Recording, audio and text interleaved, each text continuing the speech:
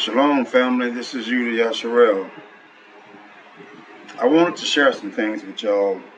The differences between the continent of Africa and the U.S.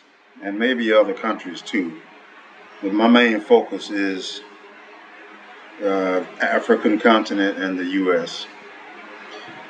So I'm going to start out with this image I have here of sheep walking in circles. The last time this happened was when Noah finished building the ark and the animals surrounded the ark. And that word surround is not saying that they stood there while they had the ark surrounded.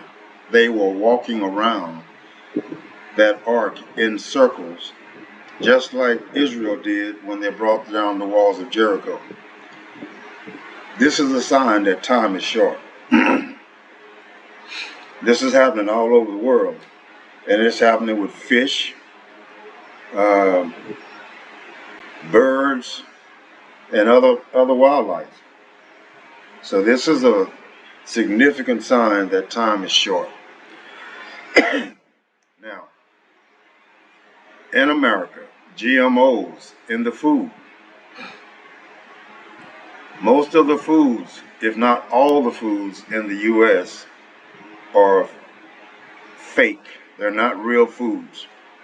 They're lab grown, infested with GMOs. They're all genetically modified. This is a slow process of starvation. What I mean by that is these foods does not have any nutritional value. So they fill you up, but they do not provide nutrition. And this is not a coincidence, this is by design. So you slowly die because your body cannot process these foods and gather the nutrition from them the way it was intended.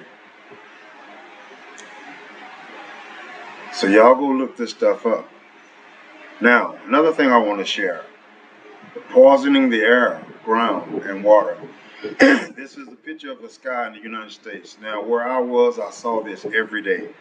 And it was, most cases, much worse than this. This is all over the U.S. and maybe other countries. I don't know. What I do know is this is the U.S. This is the sky here. We've been here for a year. We have not seen anything different than this.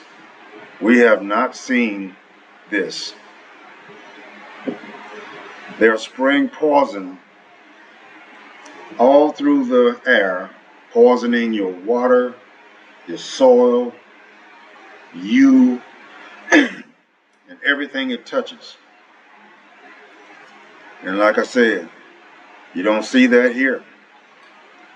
We've been here a year. We've watched the skies carefully. Now I want to talk about the police. This is the policeman in Africa. Do y'all notice anything different from this police to other police throughout the other parts of the world? Notice he don't have a gun. None of them have guns. None of them wear guns. This is a traffic stop. Notice no gun. And we see this. We see this every day. Now let's look at the police in America. Look at these weapons. Look at the outfit. Look at this. From this to this. What I'm trying to show you is when you drive down these streets in Africa, you don't have to worry about accidentally getting shot by the police or any other case. They don't carry guns. They don't chase people down in police cars. You don't see police cars on every corner. They have little substations, it's like a little I don't know what you call these things, but it's a little sheltered thing that sits in the median between the two highways. It's like a booth, and you rarely ever see them in those.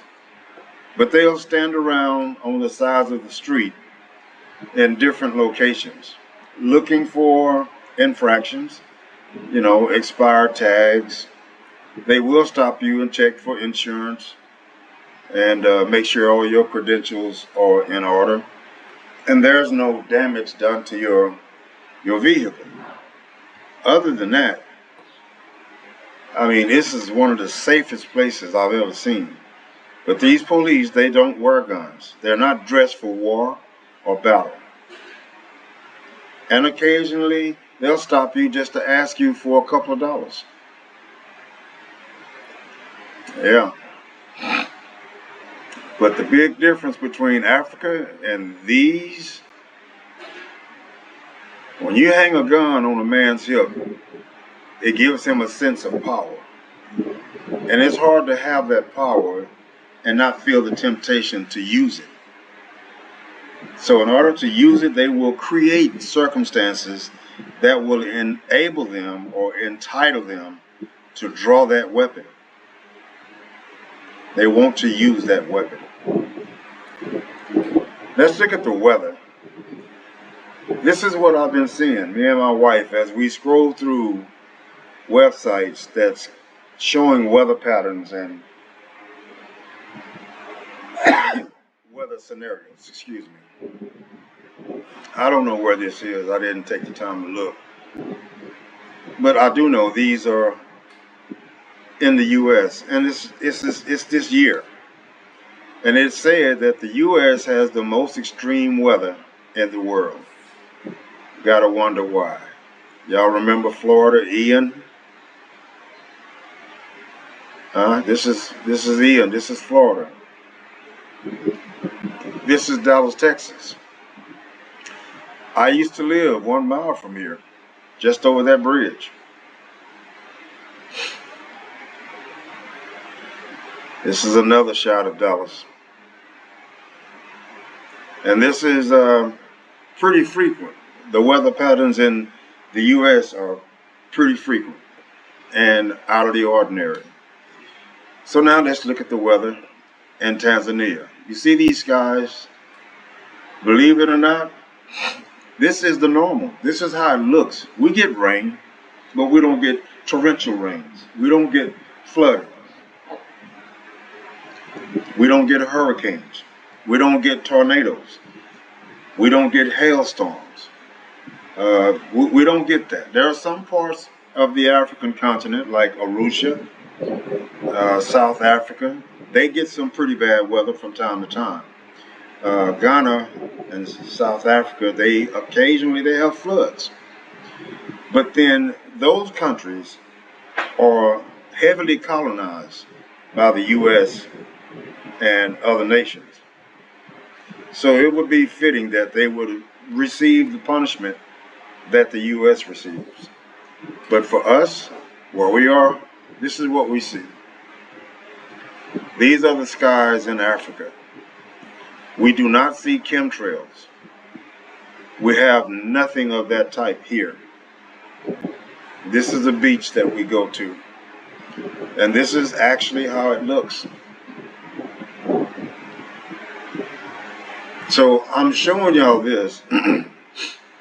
I wanted to show y'all a video about this. So since I can't bring up the video without canceling out my recording, I suggest y'all go to Google and type in animals walking in circles and choose the videos. Up at the top, you'll see you'll see images, you'll see videos, and there's some other menus that you can choose from. Choose the videos and watch this. This is real. You'll see that it's not just the sheep, but it's horses, cows, fish, birds, and so forth. This is why we left that forbidden country. It's going to get a whole lot worse. This is why we came to this part of Africa, because we don't have to worry about buying heavy coats for the winter, because wintertime here is the same except minus a few degrees or plus a few degrees. It's the same year round. We don't have ice, we don't have snow, and we don't have any need for sweaters or coats. There's no need for it. It just don't have the need for it. But this is why we came here, because we don't have to worry about police brutality, accidental shootings, poison in the food. The food here is real food. It comes from farmers that actually grow their own crop, and they bring them to markets, such as a place called Carriacou or Carriacou. You can find just about anything you could think of in this market, and there's not just one. There's several, maybe many, but I only know of 3. And then there's these shops down the street from where we are, and you can buy vegetables, fruit, kitchen goods, hardware. I mean, mirrors, you name it. It's all up and down the street.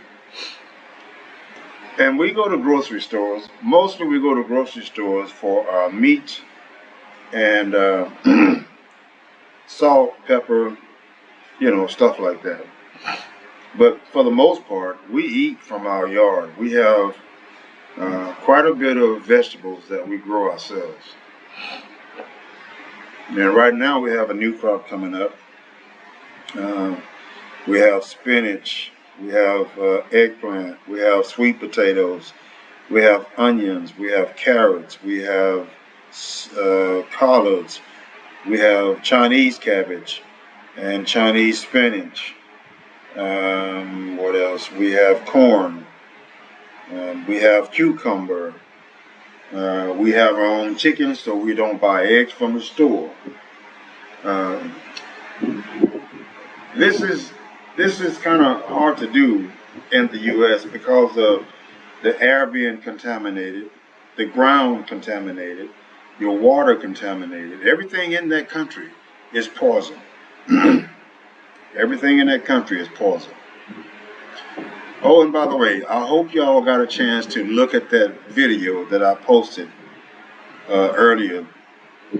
I mean, that was something to really see.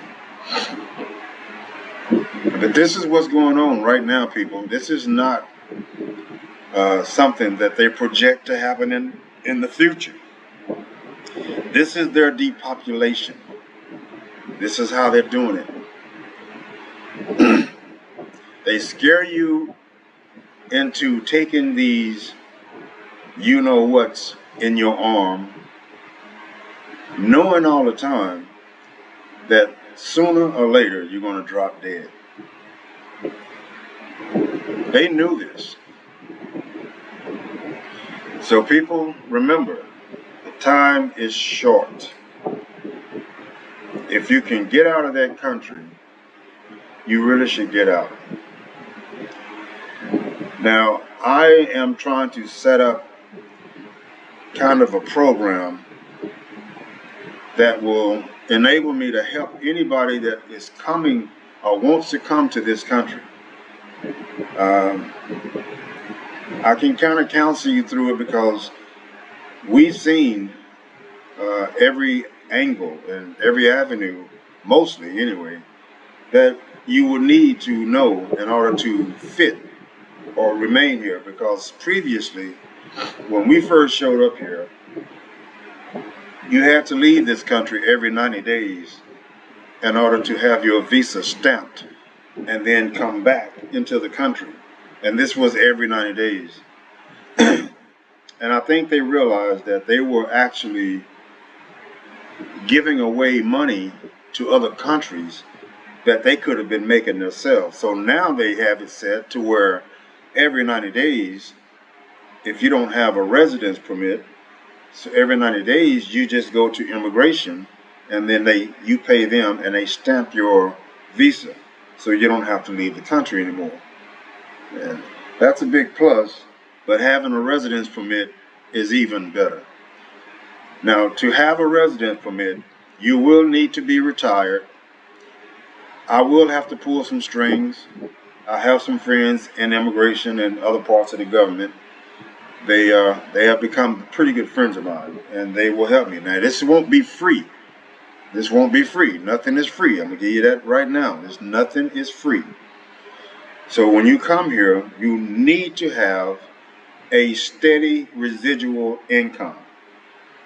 You can't come here with a $10,000 savings and think you're going to be able to stay, because you got to live, you got to eat, you got to pay bills, you have to pay rent. So how long do you think that $10,000 is going to last you? It's not going to last you very long. So unless you have a way of earning an income, a lot of people over here are making it on YouTube. I don't know how to make it on YouTube.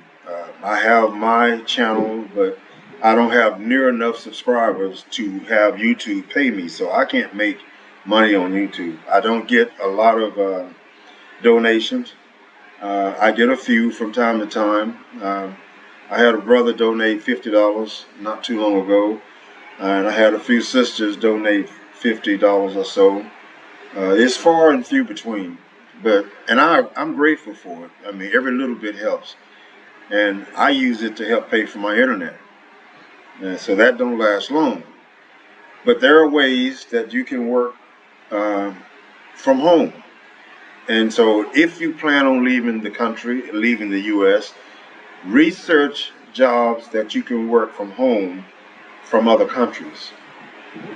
You know, that's something that's very important, because if you can generate an income while you're here, because you can't retire yet, that's the other way out. That's the other way to make this work for you. But you can't be here without some kind of income.